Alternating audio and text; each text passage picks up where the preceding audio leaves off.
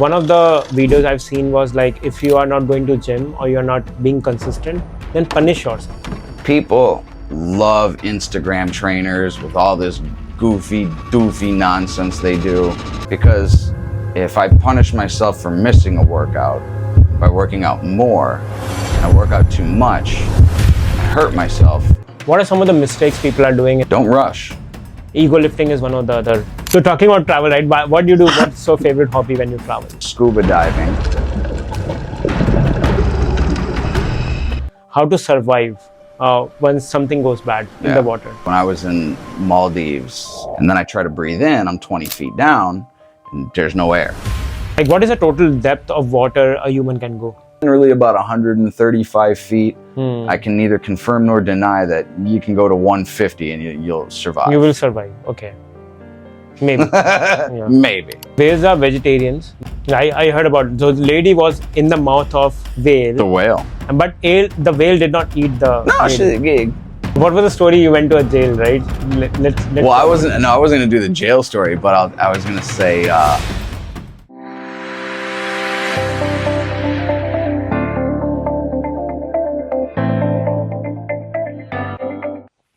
Let's get started. All right, let's do it. Cool. Thank you so much, Ned, to be in my show. It's called... Thanks for having me. It's called Mindfulness with Manish.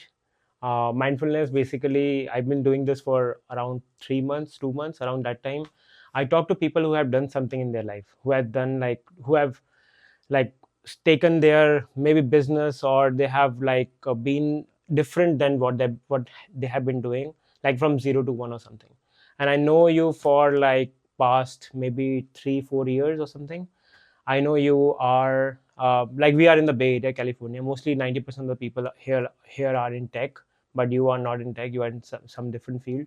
You are in fitness. You have been a fitness professional, as well as you are a certified scuba diver.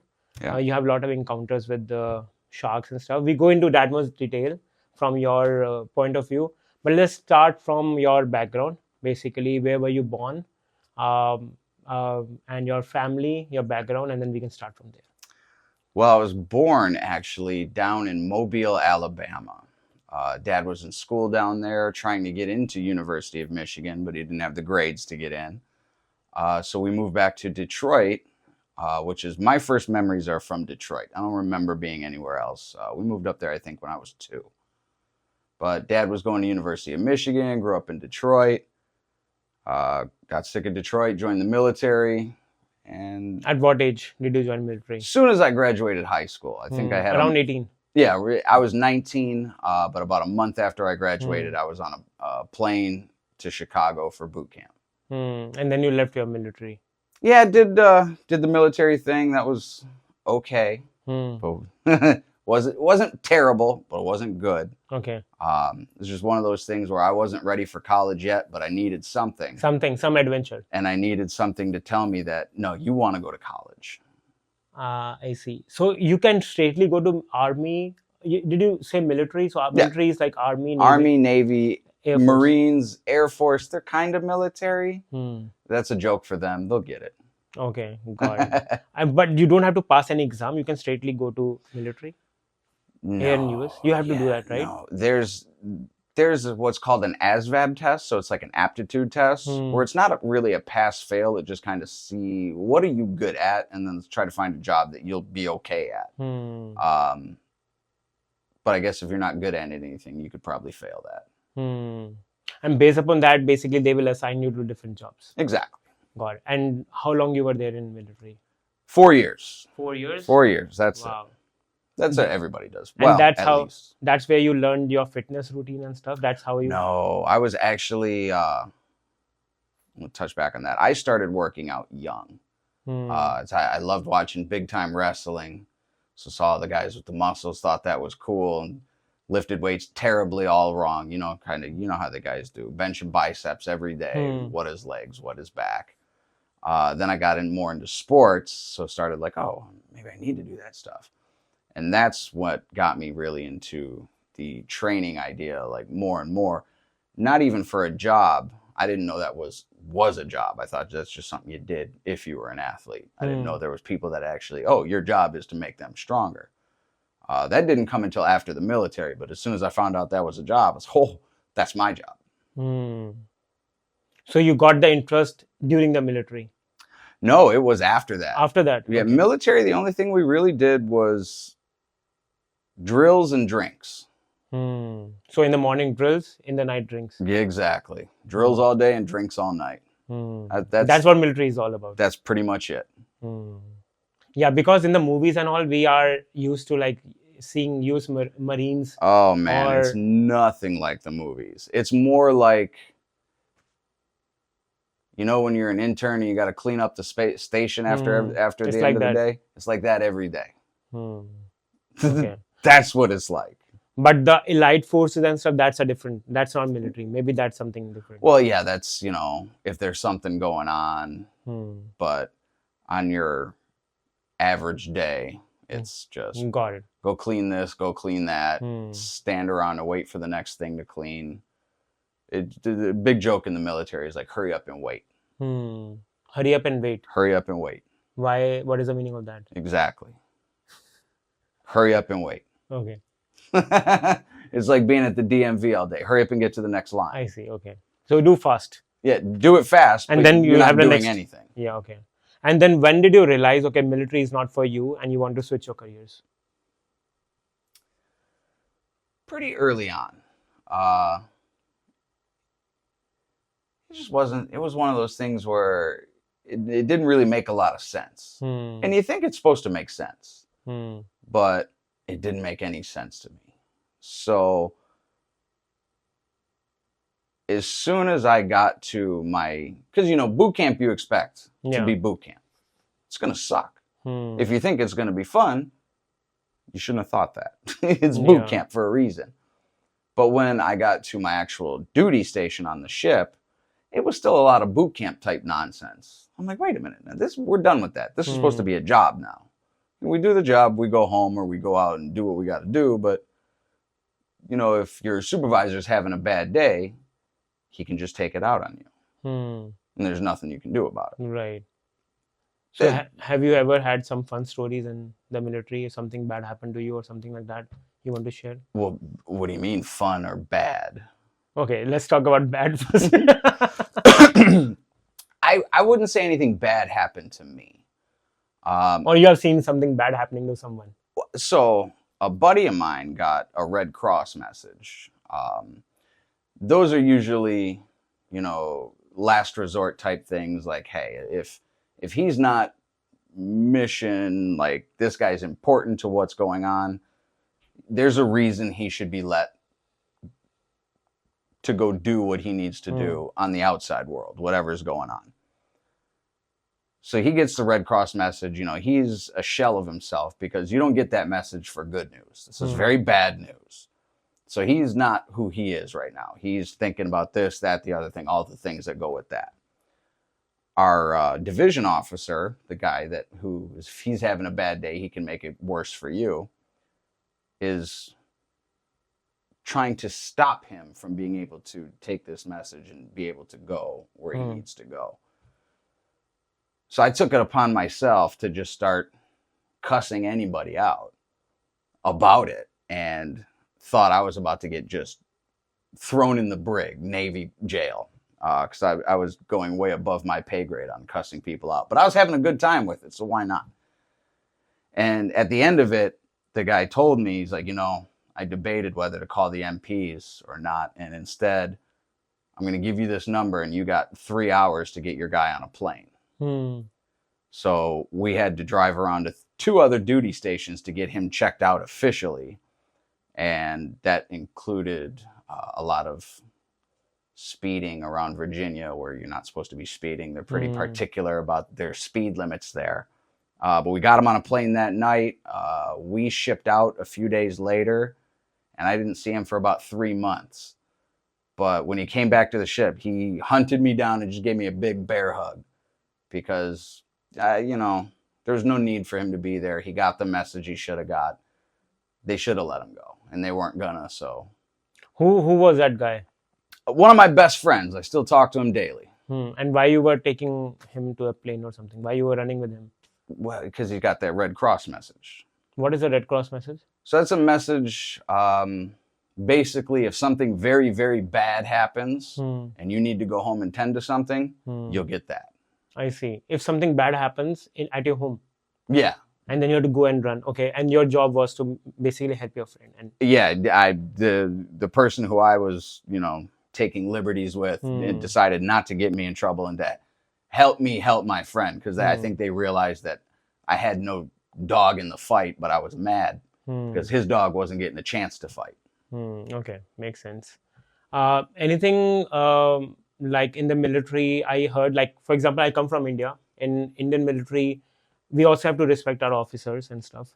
But if you don't respect your officers, they make you do things and shit. Oh, I was always doing that duty. Okay. So you were always like... I was always in trouble.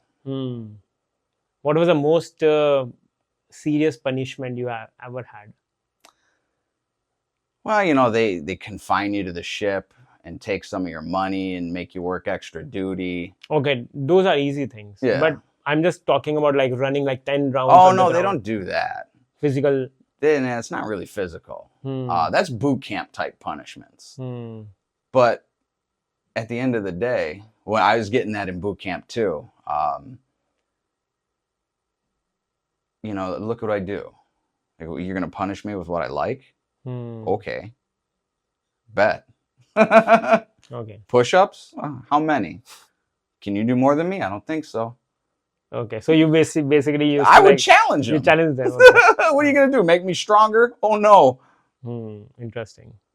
Cool, man. So you took your military training and then you came out. Came out. And then basically what happened after that? After that was probably a solid couple years of trying to figure out what exactly I wanted to do. Part of that involved quite a bit of drinking and having a good old time and carrying on. And one day I was working out at the local gym, and some guy, I was helping him work out because he didn't really know what he was doing. And he was teaching me like basic algebra because I don't math, you know that. That's what Excel's for.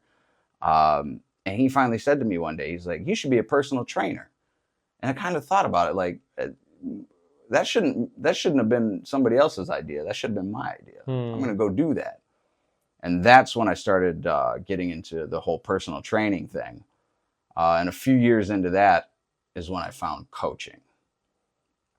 To me, there's a massive difference between personal trainers and coaches, and that could be a hot take. I don't know. Some coaches are going to agree. Some personal trainers What is aren't. the difference? Experience and credential. Anybody can go, and unfortunately, a gym will hire somebody who just goes to a weekend workshop and gets their whatever personal training certification. A coach has to have gone through the rigors of what's going on. Experience, years, knowledge. Exactly. That kind of. So that's the difference. Yeah, exactly. So kind of like, remember when I used to talk about the difference between working out and training? Yeah. That's pretty much the same difference between personal trainers and coaches. So what is the difference for the audience between workout and training? So working out, and there's nothing wrong with working out. There's nothing wrong with getting a personal trainer. There's nothing wrong with working out. But working out is exercise for the sake of exercise. That's great. That's better than not exercise. But do you have a goal? If the answer is yes, then you shouldn't be working out. That's called training. You should be training for that goal. And that's what coaches do. Because we understand that you can't just do a bunch of silly, fun exercises with the expectation that this is going to be the result. So from your point of view, everyone who is in working out or training, let's take those words as similar, they should have a goal. If they have a goal, then that should call training. No, yes, but also not necessarily. Their goal may just be to work out. And they don't have, I don't want to lose 10 pounds. I don't want to gain 10 pounds. I don't want to get stronger. I don't want to get weaker. I just want to make sure I move and exercise. 3 to 4 days a week. Hey, bravo. Good for you. So that's the goal. If that's their goal, then they fine. have achieved that goal. And any goal is fine. Any goal is fine. Hmm. I mean, you want to have a goal, and even if the goal is to just show up Hmm. and get a participation award, hey, great. Because it's more than what a lot of people do. Hmm. But as soon as you start having specific goals, you need specific things to get there. Right. It's just like anything. Like what can be the specific goals? Like, for example, you want to lift. Let's say I want to lift a certain amount of weight. That's or a if goal. I want to cut 5% body fat without losing too much muscle. Like you don't want to say, I just want to lose 10 pounds. And then you starve yourself and lose muscle too. Well, you didn't really get any more fitness from that. If you're losing muscle and fat, Right. You want to lose fat and maintain as much muscle as you can. Got it. On a body fat perspective. Or you can also have, from the physical appearance wise, can you have a goal like achieving like 6-inch biceps, 16 inches? I was going to say 6-inch bicep, man, you should be there already. You should be there already. If you're not there, we got different issues we got to discuss. But yeah, 16-inch biceps, six-pack abs, Okay. Getting rid of the ribs up here in your chest and actually putting some meat on you. Those are the goals. A goal is a goal.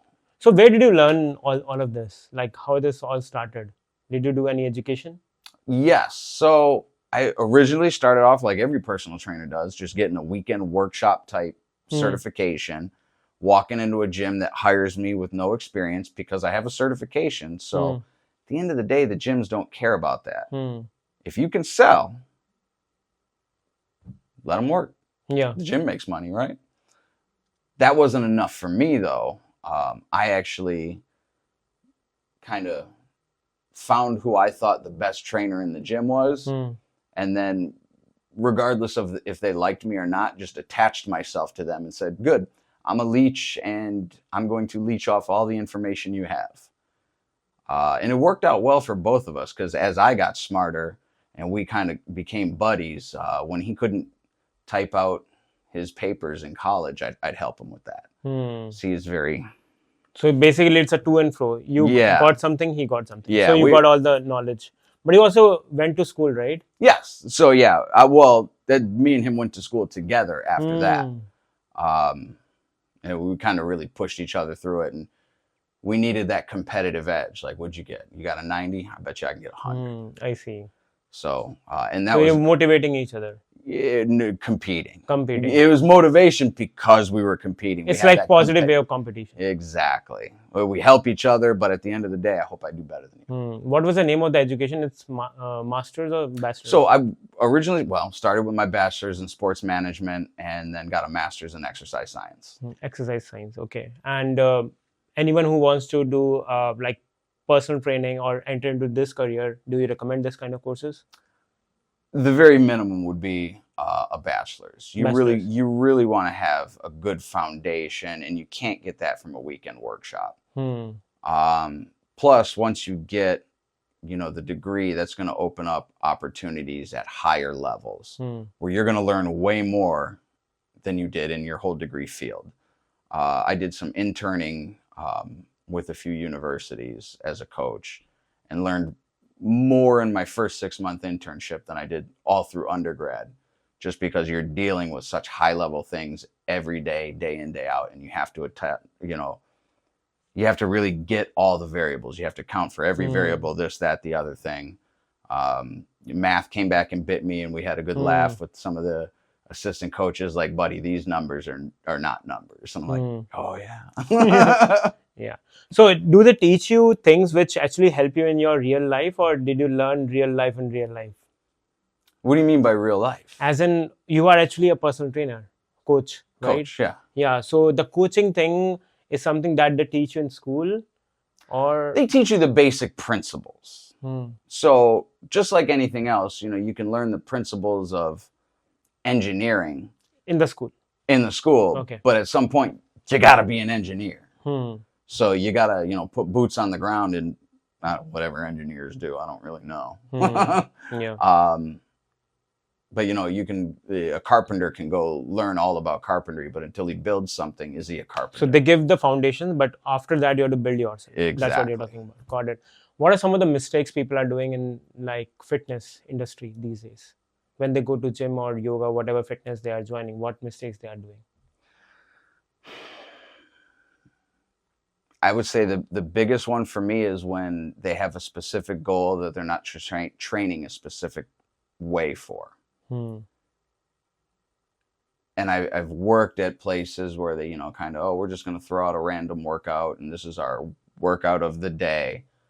And if you laid the workout of the day together all 7 days, and then you took all 7 days and laid out 4 weeks, and you took all 4 of those weeks and laid out 3 months, you couldn't find any progressive patterns. You're not going anywhere. Yeah, it's just, today we're going to do this day we're going to do this, 3 weeks from now we're going to take that same day and put it here, and it's just a bunch of stuff. Now, hey, that's great. You're moving, you're working, you're burning. At least you're working out. Yeah, so yeah, you're working out, and that's great. But all those goals that you wanted to attain, you're probably not going to get them. Okay. So you should have a goal, of course. You should always have a goal. Got it. Also, there's different forms of working out, right? There's one gym, which is like weightlifting. Second is cardio, just running on treadmill. Third is yoga. Fourth is Pilates. Fifth is like CrossFit. Which one do you think is the best and which one do you think is the worst? I have to say it. CrossFit is the worst. I have to say it. I won't get into too much why, because I don't want us to get sued. But CrossFit is the worst. A lot of people like CrossFit. A lot of people like CrossFit. But take the days, line them up. Take the weeks, line them up. Take the months, line them up. You won't find anything that makes progressive sense. And if it doesn't make progressive sense, it's probably not progressive. And if it's not progressive, how's it going to make you progress? And if you're not progressing, what are you doing? Isn't the CrossFit to help you have like, it's like free weight training, something like that, right? So you usually use a lot of your hands for pulling up and stuff like that. Yeah, all sorts of that. Their pull-ups are things. We didn't allow those kind of pull-ups for our athletes. Those pull-ups are really just how well can you create momentum, more so than can you actually pull your weight up. Okay. A lot of the premise of what they do is just bad. Okay. Was bad. Now, looking at yoga and Pilates, I would say the difference between them is the difference between a squat and a deadlift. Yeah, they're different. They're similar. But they're a little too similar to be different. But they're good, actually, because both are good. Both are stretching. necessary. Yeah. Because you need the mobility. So I wouldn't say that one is any better than the other. There needs to be a balance between them based on the body type and goals. For me, I like being strong. So on my little pie chart of where I put my efforts, more of that goes to strength than flexibility. I need enough flexibility. Just a little bit, but not much. I need a good amount. So I don't want to be hurt, and I want to have good mobility, but I don't need to spend a ton of time on it to the point where it takes away from where I want to be. I do what I need to do here. I do what I need to do there, so I can spend the bulk of my time here, knowing that if I don't at least give this and this some attention, they're eventually going to take away from this because I'm not attesting to the whole system. Yeah. I think if we have 24 hours, like for example, I've seen some of the interviews of like people who work in movies, Bollywood, Hollywood stars. They don't have any job. They just train themselves. They do like sports, weightlifting. Right. But we have our job, right? Right. We just can spend 2 hours a day. So we have to be mindful about what we are doing, right? So what you are saying is like have a goal and see what things can achieve to that goal, right? So that's what you're talking about. So Pilates and yoga are similar. If your goal is strength training, then focus on that, right? And CrossFit is something you should not focus, because that will not lead to your goal. It's like not progressive improvement. More than likely not. Now, some people like it. I want to learn Olympic lifts and things like that. Personally, if you want to learn Olympic lifts, go join an Olympic lifting team. Go work with a coach who's going to teach you not only proper Olympic lifting, but progress it accordingly. Like you shouldn't be doing trees of power cleans for get through it as fast as you can. Like that's not the way these are supposed to be done. You can do it, but I mean, you can set yourself on fire too. It doesn't mean you should. Right, right. Also, what do you think about once a child is born and they are in their teenagers? What is the right age to start working out? There's not an age that's right to work out. There's a maturity level. I've seen 18-year-olds that aren't mature enough for the gym, and I've seen 12-year-olds who are mature enough for the gym. So you have to be you have to be mature. That's it. Okay. So that's one clarification, because, in India, when I was around 18, 17, there was a perception that my parents never used to send me to gym, because we used to think the height of the child gonna be reduced. It's not gonna grow up. Yeah, there was an old wives' tale. But I don't think that's true. That's not true at all. Now, can a kid get hurt lifting weights? Yeah. And anybody can get hurt lifting weights. But then I always ask the age-old question: what sport do you think has a really high injury rate? Any, like soccer is you remember that story, don't you? Which story? That one, the soccer one. I used to always get people with that one. Weight training has like a 1% injury rate. Soccer's like in the mid to high teens, from what I remember. Football was lower. Hockey was lower. And everybody's like, well, why? Well, when you look at it, soccer, you're only wearing shin guards. But at a certain point, you can twist your ankle. You can twist in your ankles. Or when you're getting older and you're going up to head the ball, you got heads colliding. Or there's a pit hole, you can put your feet over there. Exactly. And then so anything even those little moderate injuries. Injury is an injury. Yeah. But in weight training, if you're progressing the way you should and not just doing willy-nilly too heavy workouts, you're probably not going to get injured. So it's really not a problem to have I don't want to say a young kid, but like, a preteen, if they're mature enough to, act responsible in the gym, do what they're supposed to, there's no reason they shouldn't be in there. Got it. Okay, that makes sense. Also, let's talk about a little bit about the program, which you basically have developed yourself. I was a consumer of that program. I used that and I saw the progression in my strength training. So where did you learn that? Can you tell a little bit about that program also? Programming is one of those things where there's not one perfect program, because it's all going to be depending on the goals anyway. And even if the goals are the same, there's still a million ways to get there via the exercise programming. So it's not that one way is any better than the other, whether conjugate is better than block. It's what works. What works for you? Yeah, for you, exactly. What works for me is keeping it as simple as possible so that people feel more engaged to continue going forward. When it starts getting a little too specialty equipment that is necessary, where now you got to maybe go to a more expensive gym just to use this one piece of equipment. If you can keep some of that out, so as long as, hey, all I have really is some weights and a squat rack. Hey, we can do something with that. Now, if you have a full gym like we had there, the options are endless. We can do a lot of things. At the end of the day, you just want your program to really help you go wherever you want to go. And if you, as you're doing it, or if it's not clear, you need to ask. Because a lot of times, like, people who want to get stronger, and I always start them with, what they consider as high volume. I say, well, I'm not getting stronger because I'm using lighter weights. Yeah, for now. But if a pyramid can only get as high as its base is wide, you got to start at the base first. So let's build the base. So legs are the most important part. Not even the legs, just the volume. So how much exercise, like, you remember the 975. Yeah. So the 9 would be the volume, the base. The 5 would have been the peak.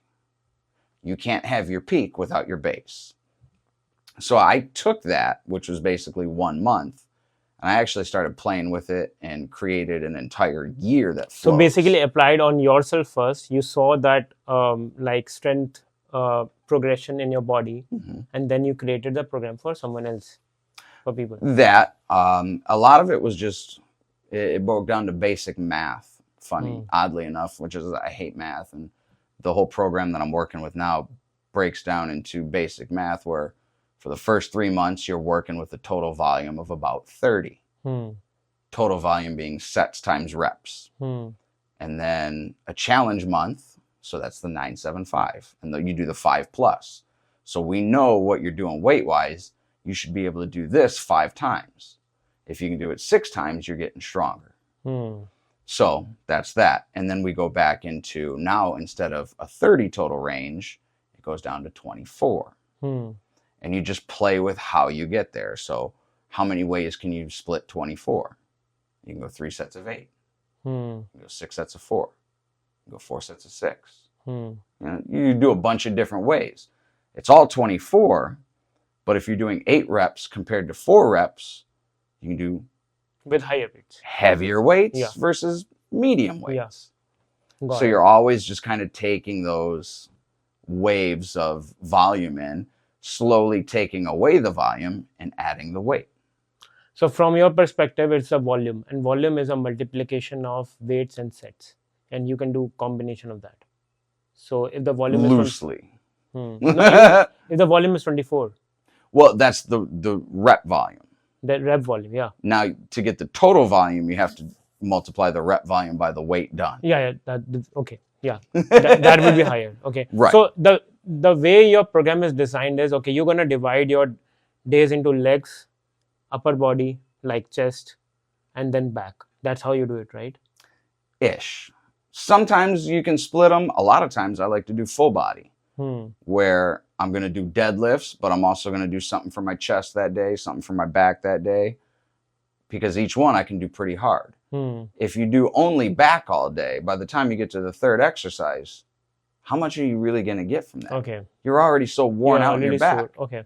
But if I do 1 or 2 exercises each day for the muscle, each one can be pretty tough. And I remember the most important exercise, the MVP, minimal viable product, is like in the legs it's squats and deadlift, and in the chest it's bench press, and back, I think back is also deadlift, right? Back, you're going to use your back in deadlift, but for like a direct back, you want like a pull up or pull down. Yeah, if you can't do a pull up yet. Yeah. And the way you were explaining your program was like, I remember it was divided into 4 weeks. So first 2 weeks was 9-7, so 9 reps, and the second week was 7 reps, right? And then whatever weight you're doing, you list your weight and multiply that. That's your total, basically, volume. Yep. Correct. Similarly, you're going to do with 7 reps in the second week, and third week is your test week. The challenge week. Challenge week, where basically do as much as possible. On the last set, you do as much as you can for the reps. The weight is given. We know the weight. We think you can do 5 at least, but we hope you can do more than 5. Okay, and then that's basically gives you the like the result for the second month. Exactly. So we can take that number and say, okay, if you did 100 for 5 was the number to beat, but you did 100 for 8. Now we can do a calculation and say, okay, you could probably do this number. So now based on that, all this month's numbers are going to be based on what we think you can do, not what you just did. Yeah, makes sense. That's how we can make sure you grow a little. How many people have used that program to become stronger? Now a lot, because I actually snuck it into the place Gym. I'm working now and started a deadlift challenge, and then just gave everybody a 12-week format to run on their own. Is it free? Yeah. Is it? But only the deadlifts. So I just said, hey, here's how you do it. I had them come in. We saw what they could do for 5 reps. I said, okay, based on that, I want you to start with this number. I showed them how to, progress on their own. And I told them, hey, if you have a problem with the math, just shoot me an email. I'll tell you what you need to do. So we're getting to the end of that. We're in about 2 weeks. We're going to start retesting. But a lot of the people who have gone through the full 12 weeks, they're doing more weight now in their sets than they tested with the first time. So all of them have some progress. Huge progress. Okay. One guy, he tested out at 200 for 5 reps. Today he did 280, 5 sets of 6. Nice. Is cardio bad or good? Well, it's good. You need it, but cardio, break the word down, it just means your heart. So now, if you lift weights the right way, you get a cardiovascular effect. You know, you lift weights, you're out of breath, your heart's pounding. It's the same thing. That's cardio. But still people do like treadmill, elliptical. Right. You tell me why. It's a waste of time? Well, what are their goals? Their goal is to lose fat? I could do it better. Okay, you can do the same thing with the weight training. Exactly. That's what you're you can talking do better about. with the weight training. Because now you're building muscle, and muscle has a tax. Every ounce of muscle you have has a metabolic cost. So if it costs calories to build muscle, and the muscle you build costs calories, why wouldn't you build more muscle if you wanted to lose fat? And I think 90% is all the food, basically. If you want to lose fat... Yeah, you got to watch how you eat. Yeah, exactly. And then do the strength training. Yeah. And if we have like 7 days, I think 6 days, basically you can work out, you can divide and conquer. Basically you can do weight training and then cardio, and HIIT is also good, right? So that people don't feel bored. That's what I think. I also play sports. Sports I would put way above HIIT training. HIIT training is working out. Okay. Now it's a harder workout, but it's still just a workout. So workout and weight training are similar. Yes. Right? As in weight training and HIIT I'm talking about. Well, yeah, I mean, it's very similar because weight training is weight training, but think about like the 975 program is to get you stronger, and you did get stronger. HIIT is to work out hard, and you'll work out hard, but you won't necessarily get stronger because you're not able to use heavy weights. Yeah. Because the whole point is intervals and high intensity. Yeah. Also cardio also. Right. So when you look at a deadlift, a heavy deadlift is cardio and it's also anabolic. So it's a lot of those things all in the one thing. Makes sense. And one more thing, people have a lot of injuries while they're working out. So what do you suggest, what do you recommend to a beginner who is going to a gym? Don't rush. Ego lifting is one of the other reasons. Yeah, that's Russian. So yeah, if you're ego lifting, you know, I go back to the pyramid idea. You can only get your peak as high as the base is wide. So some people, I did 3 sets of 10 for a month and now I'm going to go max out. You went from 10 to 1. There's a bunch of numbers in between you missed. Okay. So they straightly... Exactly. Like you can't do that. And that's when you will get hurt. It's not an if, it's a when. Because I've seen in gyms like 24 Fitness, a lot of ambulance keeps on coming and going. Well, that could be a ton of things. You know, older people go there just for something to do. You know, they got a membership in 97 for a lifetime membership for $300. And now they still go because that's the only thing they have. But they're old and they go in there and, you know, they have their little... But if they don't have experience, I understand. But if they have experience, then it's good, right? They should go. They should go even if they don't have experience. The variable is their age, their medications, their ailments. Gee, something bad might happen that's completely nothing to do with the gym other than that's where they were at the time. So it's more of a demographic issue. Also, they should take training under someone. They should be like not going alone. That's what I'm talking about. You don't see many of them like lifting weights. They're all on the cardio, or in the pool. So the biggest issues you'll have is like the slip and falls. Or if, you know, somebody's blood sugar drops in the sauna and then they stay in there too long and get sick. Those are the type of things that, you know, from working there before, you know, you have to call you got to do what you got to do and call the people. But, you know, when your blood sugar is low, you have the Gatorade, you feel a little better. And hey, you can't come here on an empty stomach. You got to eat. Exactly. Another problem is motivation. For people who goes to gym, for me especially, we are tech people. We work all day, 9 to 5 job. And then what is the time to go to the gym? Either in the morning, either in the evening. Yeah. So we have to train our mind and body so that, okay, at least we should go to the gym. Once you are done with the gym, then great. you feel good. Yep. But till the time you are at the gym, it's a hard work to go. So how to train your brain? How to motivate yourself? I mean, how do you do that? You just got to want it. What's the alternative? People like to be lazy. People like to just sleep. Do you feel good being lazy? During that time, yes. But after that... Do you feel good being lazy? Me. While you are doing, yes. But after doing that, then no. So what's the ultimate answer? Go to the gym. Well, the ultimate answer is no. No, it doesn't feel good to be lazy. You make it feel good, like, oh, I don't want to go now. It's okay, I can stay. But later you feel bad about it. Yeah. Just go. I hated school. I did not want to go to college. I just go. And then, of course, college is much different than high school. You don't got to sit through these useless classes. I was like, oh, this isn't so bad. And then grad school was fun because now you're in the stuff. You're in the deep stuff. So I'm like, okay, I like this. I wish I could have gone to grad school in junior high. That'd have been nice. That makes sense. Motivation, I mean, you make excuses or you make progress. That's either one of them. Those are your choices. I also heard, like, it's very tough topic to, like, train your brain or basically be consistent. So one of the videos I've seen was, like, if you are not going to gym or you're not being consistent, then punish yourself. Basically do more workout, or maybe go for a run or something. Absolutely not. Because if I punish myself for missing a workout by working out more, and I work out too much, and I hurt myself, what have we learned? That's worst. Then that's worse than missing the day. So for me, like, and I got a lot of people come to me, like, throughout the program, the 12 weeks, like, oh, I got to miss 2.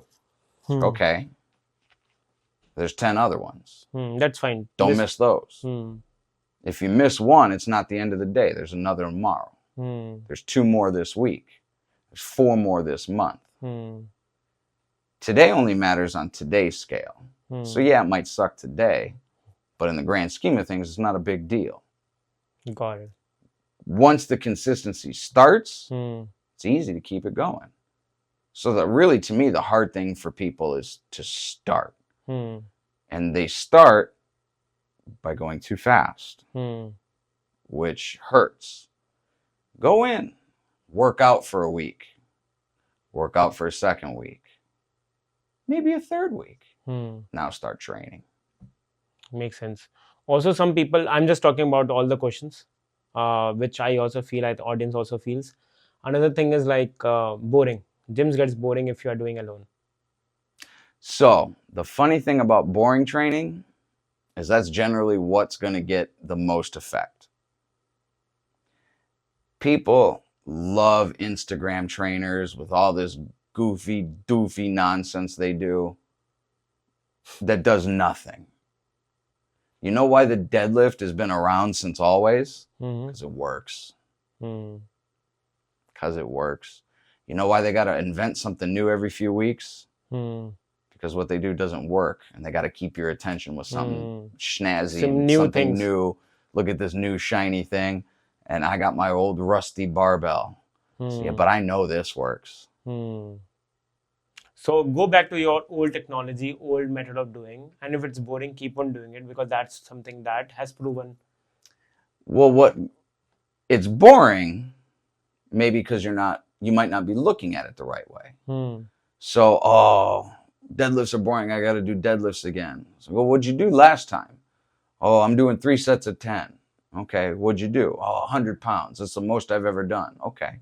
So the next time you do it, a little more weight, and it's going to be the most you've ever done again. Yeah. Oh. That gives you motivation. Well, then that means the next time when you got another 10 pounds on there, now it's 20 pounds more than you've done the last time you've done the most you've ever done. So if you start to look at it like that, where every day in the gym you're winning, why would that be boring? Then you are a warrior. Then you are a winner. Right. Makes And then sense. we change it from 3 sets of 10 to 5 sets of 6. And now this is the most you've ever lifted 6 times. And now this is the most you've ever lifted 6 times. And now it just every week you're making a new personal record. That's not going to get boring. Yeah. Over time, I can only lift 200 pounds, and you lifted your 10s and your 6s and all those other numbers, and you finally work down to that 1. Now that 1 is 350, 400. That gives you motivation. And man, now you're like, oh, that's why I got to That's what happened to me, right? Exactly. When I was training under you, I never lifted deadlift of 300 pounds. I remember I lifted 1 rep of 300 pounds. That gave me a lot of dopamine burst. Exactly. Then you're all charged up. Well, what can I do next? And then you just run the cycle back. So that's the cool thing about the program I have now is rather than only being a month or 2 long, it's a full year. So you just run it back and forth and back and forth. Now, a lot of times, and for a lot of people, you don't need to lift at one time. If you're 45 years old with 2 kids and you don't really need to lift that heavy, don't. Yeah. What's the point? If your goal isn't a 1 rep max, then don't do it. Right. That makes sense. Also, another thing is while you are traveling, how do you work out? Because there's no access to a gym, and some people travel for months and months. So that's tough. For me, when I go on vacations, I'm on vacation. You don't, and you go on vacation for a week or 2, maybe. Right, 2 weeks. I'm just gonna relax. I don't sit around doing nothing. But I'm not worried about the deadlifts and the bench press. It'll be there when I get back, and I'll just jump right back into it. But if it's 2 weeks out of the year, there's 50 other weeks I'm training. I can take time off. Now, let's say you're going to India for 6 months. Then that's a different story. That's a different story. And it might be at that time worth it to find a gym to go to. If you can't find a gym to go to, then you're kind of basically stuck. I don't want to say stuck, it's a bad word, but you can only work out because you might not be able to train how you need to train. Right. So during COVID, when the gyms were shut down, I couldn't do any squats and deadlifts and anything like that. But I would put my scuba diving jacket on with some weights and do lunges. I'm not really getting a whole lot from that, but it's more than nothing. Yeah. So maybe work around or join a gym if it's possible. Join a gym if it's possible. If it's not possible, stairs. Get some bands and do what you can with bands and body weight. That makes sense. Talking about travel, right? So I know you like traveling. You've been to some countries. How many countries you have been so far? Not many, not enough. Belize, Maldives, Bali, Mexico, Canada, Italy. I think those are the Bahrain. That probably shouldn't count. That was anywhere in Europe? No. Italy. Italy. Okay, you are from Italy. Well, I'm not from there. My grandfather's from there. So you don't call yourself from Italy? Your roots are from Italy, right? No, my grandfather's from Italy. My roots are here. Okay. If my children are born in the US, they're American. They're American? They're American. You are white, right? People will think that you are. But my children will be brown.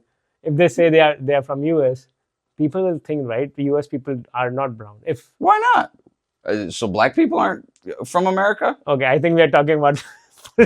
Yeah, we're going. Yeah. No. So I'm born here. I'm American. Wherever you're born, that's exactly what you are. Right. Now, do I consider myself an Italian American? Of course. I grew up with a lot of the Italian traditions. I'm loud, and I use my hands a lot. But no, I'm totally American. Okay. I can't even speak Italian. I tried to speak Italian to a few of my cousins. They laughed. They said, just speak English. It's easier. How they say Mamma Mia? Mamma Mia. So talking about travel, right? What do you do? What's your favorite hobby when you travel? I used to be surfing. I used to travel around to surf, and then I got into scuba diving. Then I got into underwater photography, and that's my thing now. Is I travel around and want to take pictures underwater. You take pictures in the water of fishes and creatures, or people doing scuba diving? A little bit of both. If a good shot comes around of somebody swimming, like I'll take that. But most of the time I like to focus on, little creatures, stuff like that. But when I travel, most of the time I'm traveling specifically to find sharks. So sharks, basically you do scuba diving. Yeah. Is surfing more tough to do, or scuba diving is more tough? They're both tough differently. Surfing requires a lot more upper body, obviously, than diving does. Diving is a lot more tasks to manage. So each of them has their tough points. I think surfing is also difficult, but there's a lot of moving parts in scuba diving. Anything can go bad. And I also went for certification, but I failed because I did not pay attention to the books. I just went there for fun. So I just know this is good, this is bad, I don't know what this is. And there were 50 other signs. And they told me to learn by heart, right? And once they were teaching us in the swimming pool, and they were like explaining those, okay, what is this, what is that? I was not paying attention in the book, so I do not know what they're talking about. So yeah, long story short, I did not pass that test, but it's tough, scuba diving. And I think all what they were teaching us is how to survive when something goes bad in the water. Like you are out of oxygen or out of breath, or something falls down, or you're not able to find some of your gadgets and stuff like that. And that stuff can happen, and you want to have split-second reactions. Yeah, quick. Yeah. Actually, when I was in Maldives, something like that happened where, I'm a little bit of a control freak, so I'm on the boat already. I'm adjusting all my gear the way I want it, making sure it's set, good to go. I turned my tank on. They got a kid on the boat who goes around and turns everybody's tank on for him. I don't think he's paying attention. He spins it the other way, whatever way it was. So he thinks he's turning it on, he's turning it off. We were doing a dive with sharks. So usually when you jump in, you're fully inflated, and you float back to the surface after you jump in, and you give the okay to the boat people that you're good to go. This is okay. Yeah. Or this, but they can see this a lot better. But because this is a shark area, we do what is called a negative entry. That means you jump in and immediately sink and just go to the wall, where you don't have to look in all directions because you're at the wall. What wall? It's like a reef wall. Okay. So we're in the water. So I don't know my air is turned off because I turned it on. And I jump in the water and I blow all the air out of my BCD and I exhale all my air so I can sink faster.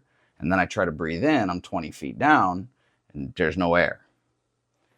And the guy that I can see closest to me is about 20 feet down. So now it's like, should I try to swim to him? Or should I try to swim up? And I thought, 20 feet up is easier than 20 feet down, because he's going to continue swimming unless he sees me. So I kind of made that split-second decision. I'm going back to the top, just kind of kicked as fast as I could, popped up, grabbed onto the boat. Hey, turn my air on. And they kind of panicked a little bit and turned my air on, and I gave them the sayonara and just sank back in the water and thought nothing of it. This happened with other people also? Maybe just to me just time. To me at least. Okay, wow. And like, what is the total depth of water a human can go? It depends on a couple things. With scuba diving, like a tech diver, they use special mixes of airs. They can go down pretty deep, like hundreds of feet, 200 plus. I think 200 is not possible, right? Oh no, tech divers. What is tech divers? So technical diving. So they have like different mixes of air, and then they got to bring extra tanks, not just one tank, because if they go too deep, they got to decompress up at a shallower level for a certain amount of time before they can go up and then do it again. Because if they go straight up, their lungs can expand. Yeah, that's when you get the bends. For recreational divers, which is what I do and what you were trying to do. The limit is generally about 135 feet. I can neither confirm nor deny that you can go to 150 and you'll survive. You will survive. Okay. Maybe. Yeah. Maybe. So is scuba diving fun for you? I love it. Okay. I love You it. love it because the things that you see in the water, or you just want to do something different? You know, I've always loved the water, you know, coming, you know, from the surfing even beforehand. But being underwater, and it's funny, you know, because all the things, like all the things you got to do, you're looking at your time, your air consumption, looking around, what's here, what's there. Now, you know, if you're taking pictures, but for me, all that noise kind of quiets my mind. It's more quieter down there. Yeah, and when you get under, and it's everybody thinks when you're underwater, it's really quiet. It's very noisy. Can you hear the noise? Of course. What kind of noise is that? I never heard of that noise. So there's a lot of like just clicks and clacks. So you want to think about like the reefs are whole mega cities for all the inhabitants of it. All those clams and crabs and scraping at the rocks and things like that. You hear all that stuff down there. So it sounds like just static from a TV. You know, remember the old static channels? But it's what it is. That's life underwater. It's just that static. And also all these big fishes, whales, sharks, they also make noise, which we can't hear. You can hear whales. Is it? Okay.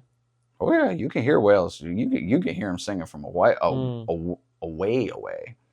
I was in Mexico doing a sardine. This wasn't scuba diving. This is more snorkeling. We would find bait balls of sardines, and the marlin were coming in to eat them. And it was, you know, pretty cool to watch. As we were getting onto the boat, I was the last one, letting everybody else up. And I kind of looked down, and I thought it was a submarine. And it freaked me out for a second. I was like, oh my God, the Russians. Like, Russians. The Russians. Americans always think about the Russians. Ah, the Russian. And I'm in Mexico, so why were the Russians going to be in Mexico? Yeah. I was like, oh my God. And then I kind of double take, and I'm like, that's a whale. How deep was that? I mean, the water's very, very deceptively clear. So it was a ways away, but I could tell what it was. And it was, you know, 150 feet down, but coming up, because they'll eat the sardines too. Whales are vegetarians. They don't eat meat, but they eat meat. Yeah. But I heard that maybe few are vegetarian. Well, sardines. Yeah, sardines are meat eaters. Yeah. Well, sardines are the meat that they're eating. Yeah, okay. So, but when whale is coming up, maybe you can hit, maybe they're not coming to eat you, but you can hit them. Or you can come on their way, and you might get hurt. Something can happen, right? Well, that happened here in Monterey. Yeah, I heard about that. The person in a kayak, the whale came up and all. So if you're ever in a kayak or anything like that, and a bunch of little fish start jumping all around you, lay down, hold on, because you're about to go through something. And what happened is, you know, the whales will kind of circle around to get those small bait fish in a tighter and tighter and tighter ball. And then they'll just come by and take a gulp. Well, when they come up and do it, what happened is that lady in her kayak was in the whale's mouth. I heard about it. So the lady was in the mouth of whale. The whale. But the whale did not eat the No, she spit her out. Spit her out. But all the bones and everything was gone. I think they spit her out right away. She was fine. She was fine? Yeah. I mean, she probably pooped herself. I know I would have. But she wasn't badly injured. Because, like, that was a humpback whale. They don't have teeth, but they have, like, you know, like a push broom. Those bristles, that's their teeth. So they take the big bite of the big school of fish, but then they use like their tongue to push all the water out of the bristles. But then all the fish get stuck, and that's what they swallow. Oh, interesting.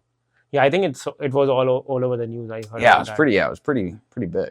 Regarding the sharks, because I heard that if you talk about the land animals, I think lions are the number one in terms of hierarchy. Because if you think about humans, we eat like chickens, pork, beef, and stuff like that, right? We never eat lions and stuff because they are way above the hierarchy. It's very difficult to hunt them also. and also they are endangered. And I also heard that if you eat, like if you're eating someone who is like who is way up the hierarchy, they have already consumed a lot of other animals. Similar with sharks, nobody eats sharks. People eat sharks. People eat sharks, and I don't know why. Like, I know in China, shark In fin China, they eat soup. everything. Well, and shark fin soup is like I a see. status symbol. So if you have shark fin soup, you're a big shot. In China. In China. And it's crazy because a bowl of shark fin soup in China is very expensive. But when they pay the fishermen in Indonesia, they pay them almost nothing. So they pay cheap and sell exactly. expensive. So there's a huge problems with that, because now the sharks that are getting killed as bycatch from other industries, they're getting finned and then just thrown back in the ocean, and they're just decimating the shark populations. Talking about sharks, right? So there's different kind of sharks. Some are, first of all, in our mind, a normal human being, we have a perception that sharks are dangerous from the movies.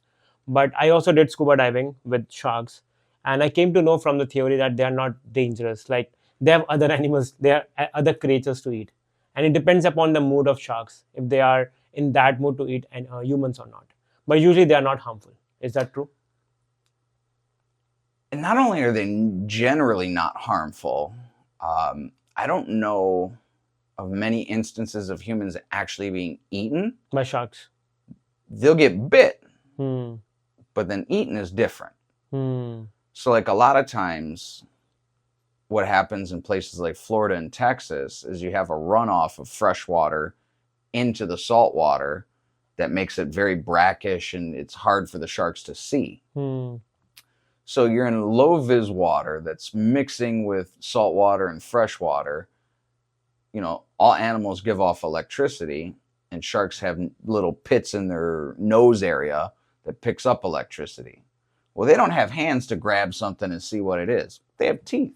So they're going to take a few bites and realize, no, that's not food. And then they'll just kind of carry on about their way. But we don't have any armor. So as soon as we get bit, that's an issue. Okay.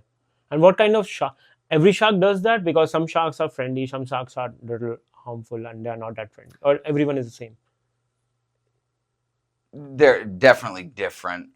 Like bull sharks, well, bull sharks are going to be found more in those brackish areas because they can tolerate fresh water. So because of that, they're going to be more of the issue. It's called bull shark? Yeah, bull shark. There's what are different kinds of sharks? Oh, there's so many. How many? So, okay, so here in California, we have like leopard sharks. We have horn sharks. We have swell sharks. Tiger shark. No tiger sharks here. We have great whites. Further out to sea, believe we got mako and thresher. But like close to where like a scuba diver could see, basically going to be like swell sharks, leopard sharks, and not even a horn shark really up here. I think it's too cold. But leopard and horn sharks, even swell sharks, like they're just going to swim right by you. Six-gill shark can swim right by you. So you have seen shark in front of you? Oh, yeah. And you are never scared? What was the first time you saw a shark in front of you? Down in Cabo, it was a mako shark. And you never got scared? No, not at all. It was probably like the coolest thing ever, because growing up watching like Jacques Cousteau and all those ocean National Geographic specials, and now I get to see it with my eyes, not watching the TV. Some people also do cage diving with sharks. You weren't talking about that, right? You saw the shark without yeah, without the cage. So the cage diving is usually reserved for like great whites, but there's not many places you can even do that anymore. I've seen somewhere, I've not done it, but I've seen people doing it in Tijuana, cage diving.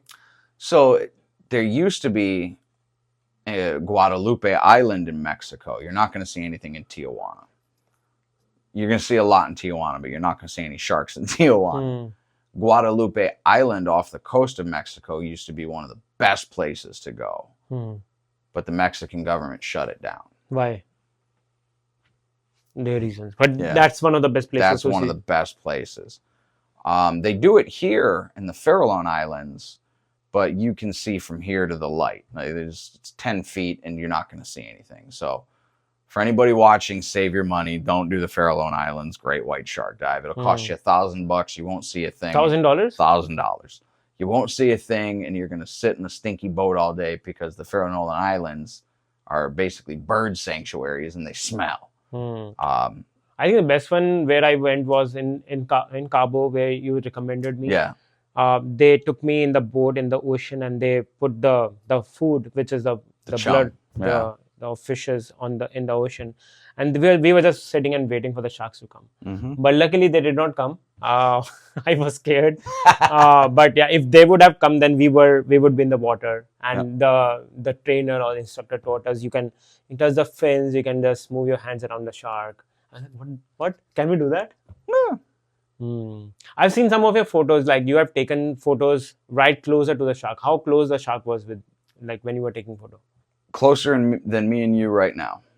And she or he was smiling. I saw that. Kind of smiling, yeah. You saw a lot of teeth. It was big, right? It was huge. Well, huge. It was at least a 12-foot. That was in Maldives. It was at least a 12-foot tiger shark. And the whole time I was there, I was bugging the guys. Let me get closer. Let me get closer. And the guy was like, no. Well, yeah, because like they don't want me to die. But what they do is, we would get situated in an area and they would drop a bunch of tuna fish heads down in the water. And then the guides would bury the tuna fish heads in the rocks. And the sharks would come up and just move the rocks with their nose, eat the tuna fish head and swim away. And that was that. And I said, hey, I want to get closer to those rocks. I can only see so good from here. I need to go over there. So finally he got sick of me. And he put a tuna fish head right in the middle and told me to get right in front of it.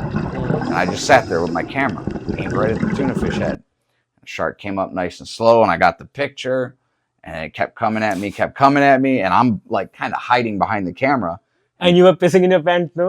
Well, I'm like, what are you doing? What are you doing? I kind of look up from behind the camera, and as soon as I do that, it swims away real fast. I was like, oh. So I go back to where everybody else is kind of hanging out. We get to the surface. He's like, she would have bumped you if you wouldn't have, looked up so fast. I'm like, yeah, I don't need her to get that close. I wanted to get close enough for a good picture, but we don't need to high five or anything. That's too close.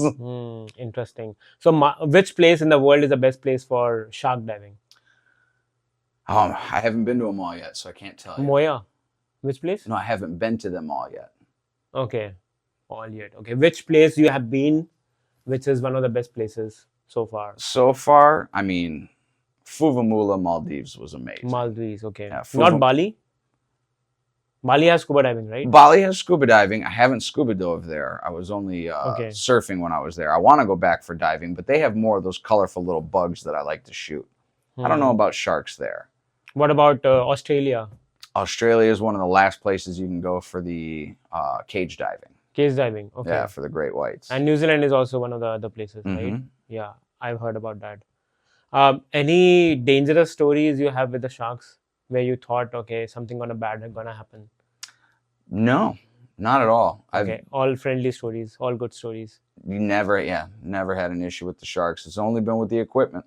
Only with the equipment? Yeah. What are some of the things which a person should be caring about in the scuba diving equipment? Because you are wearing tons of things on your body. I think it's called, I forgot the name also. It's called BSD or something. BCD. BCD, the jacket. Which fills the air, right? And you can blow up the air. The more air you blow, the more up you go and down. You can control the level. But when you're going up, you don't want to fill up. You want to let the air out when you go up. Otherwise, you're going to go up too fast and then you're going to die. You have to let the air out slowly. So let the air out slowly and go up slowly. Go up slowly. Otherwise, what's going to happen? You're going to get the bends. The bends. Bends are the lungs going to burst, right? Because pressure which gets built up when you are in the water. Yeah, well, nitrogen buildup. Also, BCD, other things, cylinder, what else is there? That's it, right? Well, you got your gauges, so you know how much air you have. Yeah. You should have a compass so you know where you're going. But once you've dove for a while, you get used to it. It's also, I was thinking, like in scuba diving, you are just looking, like when you are in the, think about this room is like a swimming pool or like an ocean. You are going like your body is like this. Like right now, our body is like vertical. We are horizontal. We are diving like this. Anything like from the top can come to us, from bottom can come to us, from behind can come to us, right? Mm-hmm. So anything bad can happen while you are scuba diving. But anything bad can happen anytime. But not right now, right? When you Why are. not? Why couldn't a comet fall out of the sky and come right into this room right now? It could, but it's unlikely. It's unlikely, yeah. Just like when you're scuba diving, you could get eaten by a shark. Hmm. Yeah, you could, for sure. But it's very, very, very unlikely. So things can happen, but it's unlikely. Right. Also, I saw people doing scuba diving in Cenote in Mexico. Oh, yeah. It's pretty nice because you enter in one hole and you come out of another hole and you see it's dark out there. So you need a torch and stuff. But the problem over there was you can hit your head with the roof and stuff. So you have to be careful about that. I was not sure how people manage with not touching their head with the roof. I've never. They have to be closer with the ground. Yeah, I've never dove a cenote, so I don't know. You want to do it one day? Maybe if I'm in an area, but there's nothing in there for me to take a picture of. There's no, I think, but it's fresh water, I think, right? You can find some, but not sharks, maybe small fishes. Exactly. Yeah. No, you do crazy things. Yeah, exactly. I think sharks are, and I know people usually die because of some disease or maybe some accidents happen to them. What's your way of dying one day? Because everyone has to die. I'm probably gonna get eaten by a shark doing something I shouldn't do. More than likely. Or it's going to be something like he knew he shouldn't have done that, but he did it anyway. Be some old man trying to do some young man stuff. Old man doing some young man stuff. Okay, so you're not gonna die the usual, I am standard way. Not going. You're out gonna of put old some age. headlines on the newspaper, like something happened. It's gonna read like a Florida man headline. Why Florida man headline? You don't know the Florida man jokes? Is it different jokes? Oh, there's tons of them. Later on, just Google Florida man and whatever comes up, just read it. Just laugh. Yeah, it's gonna be good. Nice. That sounds good. What camera do you use while you're scuba diving? I started with a TG6. It's an Olympus. Really good starter camera because you can kind of switch back and forth between a few different modes with the flick of a switch. Now I have an OM1, which is kind of a step up.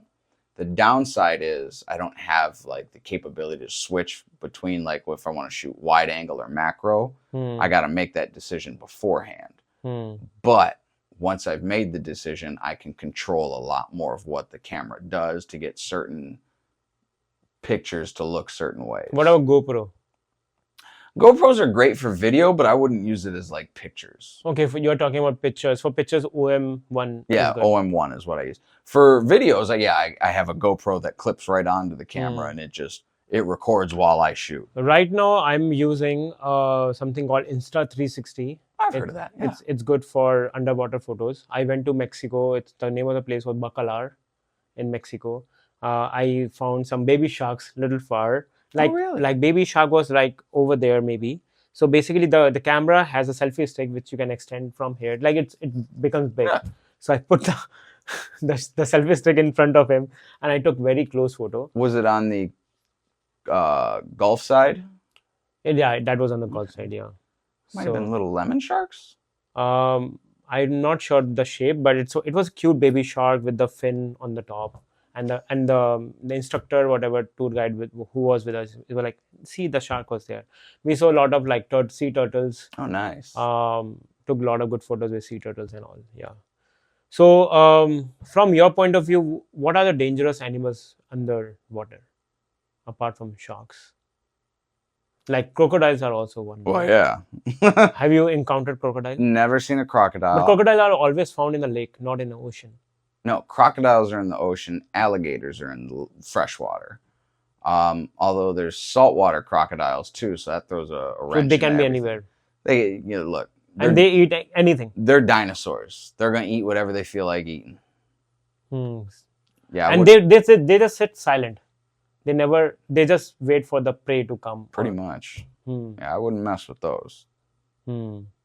Okay. But if you found someone like alligator or something in the ocean, then what are you going to do? What are you gonna do? Hmm. Not much you can do at that point. No, I'm just saying, like, basically you are going in a group, right? So the group knows where those alligators are, isn't it? Well, I've never been anywhere you're gonna see an alligator. That's like here in California, you don't have to worry about that. Maybe if you go down to like Central America, you got crocodiles down there. But even then, like, to have to worry about it, I think it needs to be a big gator in like Florida or like one of the big crocodiles in Africa or Australia. Do you scuba dive alone or with a group? Usually with the sharks, it's with a group, but here in California, I do a lot of solo diving. But do you recommend solo diving? No, not at all. Why do you do then? Why do I do it then? Because I've set very smart limits to myself and what I'll do and where I'll go.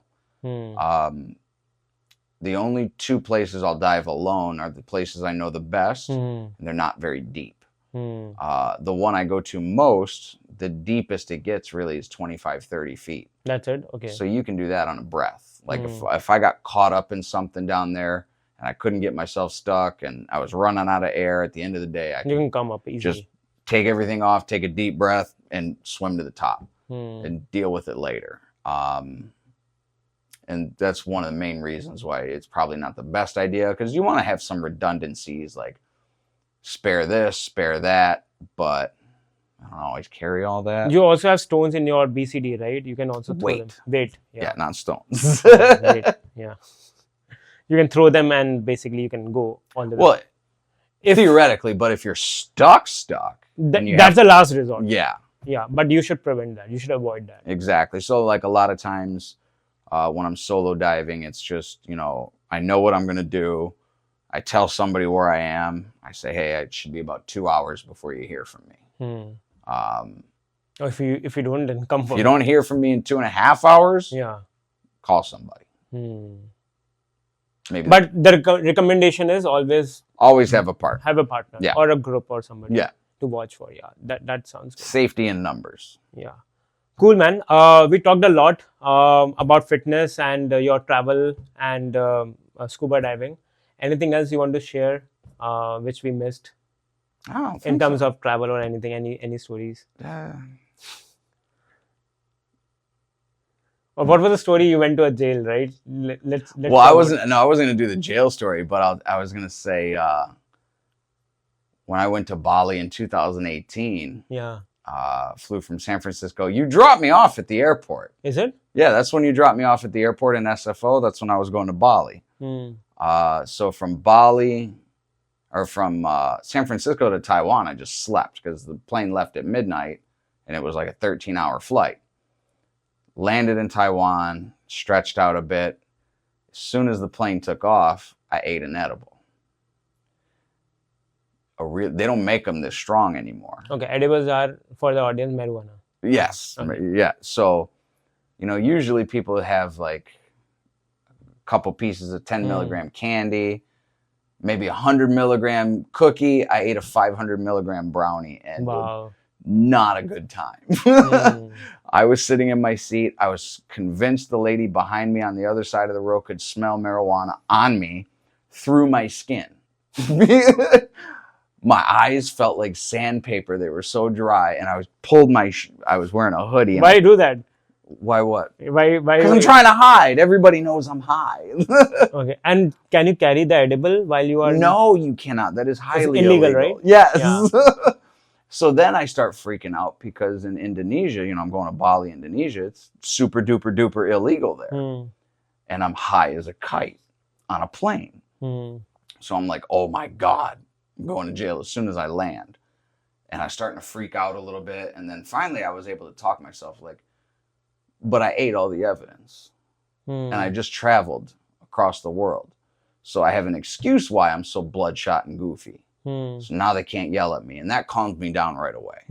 Because you don't have any edible or anything. Exactly. I ate it. But you were high. I was high as a kite. And you were high till the point you landed. I was high a little bit after. That was but you were able to cross immigration, everything. Yeah. It was, immigration was really easy. And like, I'm sure they're at that point they're used to bloodshot travelers like showing up randomly. So Yeah. Okay. it was no issue. So it was fine. Got it. It was a little sketchy at first, but it was no Same problem. thing happened with me when I was in Peru, Lima. I was in one of the hostels. It's called something Alpa. I was in the rooftop. There was a bar, and I met a friend of mine. He was from Peru itself, and there was a brownie in front of us. It says $5 for one piece, and it doesn't say like how many mg or how many grams it is. Right. So he was like, "Hey, bro, you want to share that?" He's like, "Hey, why not? Let's do that." So it was around 5 p.m. We had half. He ate half. I ate half, and at around 7 p.m. it was my date. I had to go on a date. Oh Okay. dear. So nothing happened from 5 to 7.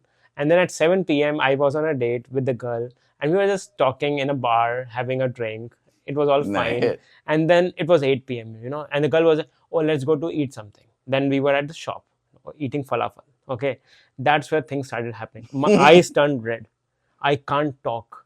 My lips were swollen. It was feeling like my lips are so big. And I was like, she was talking, like, for example, she was saying, "Where are you from?" I was like, "I am from-" Like, it was so slow coming in my ear. And I told her, hey, bro. I said, bro, I was like, I can't talk. I have to go to my home. I need to rest because I can't speak. I just need my bed right now. I need to rest. Yeah, you were too high. Yeah, I was and my hostel was right in front of the bar, the restaurant I was in. Oh, perfect. But it took me 1 hour to go right in front. I don't know why. Because there was a lot of traffic. I don't know. Like when you are eating that kind of thing, right? Things move very fast. Even somebody is driving at a speed of 20 or 30 miles per hour. You feel like there's somebody is driving at 90 or 100. You always, I've been in the passenger seat where I told my friend, "Hey, drive slow." He's like, "Dude, I'm driving at 20." Yeah, it's pretty fun. So when I woke up next day, my friend called me. He's like, "Hey, bro, what happened?" He was like, "I was sleeping all night. I was all high." So that was a memorable night. Yeah, it was good. Yeah. So similar thing happened with you. Yep. Yeah. Cool, man. Sounds good. Yeah, it was nice having you. We talked a lot, as I mentioned, about your fitness. You motivated a lot of people, and I think that people will learn from this episode. Any piece of advice you want to give in terms of fitness or travel or anything? Last piece of advice you want to share? The last piece of advice on fitness is to just put one foot in front of the other and keep going forward. That's a nice advice. Cool, man. We'll have another episode with you, maybe on a different topic some other day. But sure. Today was a good topic. Thank you so much again in my show. For sure, brother. Yeah, and I wish you luck and best of luck for your fitness journey and stuff. Thanks. Thank you. Thanks for coming.